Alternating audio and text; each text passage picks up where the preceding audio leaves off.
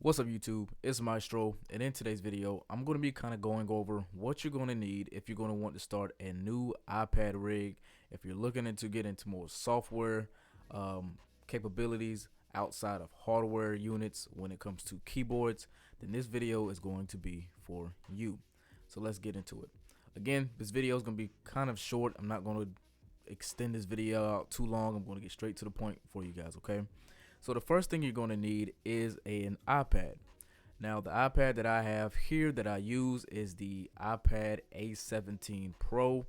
I use the 512 gigabyte option. I do have a video previously where I kind of discussed the new rig setup that I have when it comes to a weighted keypad controller. But this is the iPad A17 Pro. This iPad pretty much does everything I need it to do and more. I can pretty much load any plugin that I want on this iPad. I can do my other stuff as far as run tracks, Spotify to practice with as well. Again, I mentioned in the previous video that I did try to use the 128 gigabyte option. With that option, you're going to run out of memory fairly quickly. You're not going to have enough storage to do what you want to do. So the 512 gigabyte option is going to be your best bet. Again, at the end of this video, I'm going to put a link in the description as well as the comment section where you guys can get all this stuff that I'm using now in this video.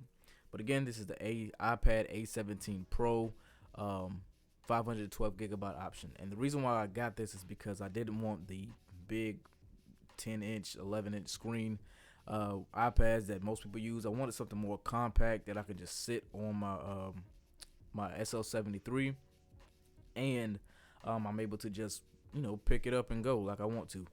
So yeah, iPad A17 Pro. So now the next thing that you want, of course, is a nice MIDI controller. Now what I'm using now is the SL73 Mk2 from Studiologic. You can use any MIDI controller that you want. The reason why I like this one as well is because of the keypad. The keypad that I use is a TP110 keypad as opposed to, I believe, the TP100 that's on the previous models. Another thing that I like about this one is it has the audio interface function, so I can connect this to my iPad and the sounds run from the iPad out of the left and right and phone outs of the SL73. Okay, now the next thing you're going to want is a couple things. You're going to want a USB hub. Now the USBC hub that I use is the Anchor USBC hub. Sorry, right here. This is the Anchor USBC hub. Now this one I do like because it has two USB-C ports. You have one for your charging, so you can charge your iPad while you have it connected to the SL73, and you have the secondary data port for the USB, so you can actually plug the SL73 here. Then you have your USB-C port here, and this is going to go into your iPad. You do also have other functionality, so you do also have your regular USB ports. And one thing I do love about this is because when I am running another plugin that I'm using also is AUM. I'll do another video on that one, but with that plugin, I'm able to actually connect my SL73 and my Nord Stage 4 to my iPad via MIDI, and I can run one plugin with the SL73 and another plugin with the iPad. So in a previous service that I did, I ran keys on the SL73 using the MK Sensations plugin, and then I used the Pure Synth plugin via MIDI on the Nord Stage 4 and ran the sound through that for a synth, and it was amazing. So definitely, if you haven't, go ahead and get you the Anchor USB-C plugin, USB-C hub.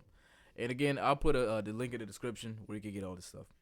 Secondly, what you're going to want is a USBC extension. Now personally, I would get one that has this right here. The reason why you want one that has this kind of angle is because when you're running your iPad, you want to be able to sit your iPad down and not worry about pretty much tugging at it or the angle at which the cord is plugged in, pretty much tugging at the USB-C port. So with this one, when you plug it in, or the way I plug it plugs in just like that, and it's perfect. And it's long enough. It's long enough to where when you plug in the USB-C hub, this part actually goes into the USB-C hub, and I'll show you. So this would actually go into the USB-C hub, and then this way, this can actually sit on the ground and not actually be dangling down, which would actually in turn pull at the USB-C port of your iPad. So these two together, plus the iPad, amazing. Now that's actually all you'll need for your iPad MIDI controller setup. A couple things that you could get if you don't have them already. I do mention that the SL73 in the previous video comes with its own power port, but it's also connected to a USB-C adapter. So if you're scared that you may lose that USB-C adapter, I would recommend just buying additional USB-C adapters. They do have them all on Amazon. I'm not going to link that in the description because I don't necessarily use it and I don't have one. But in the long run, I may eventually do so.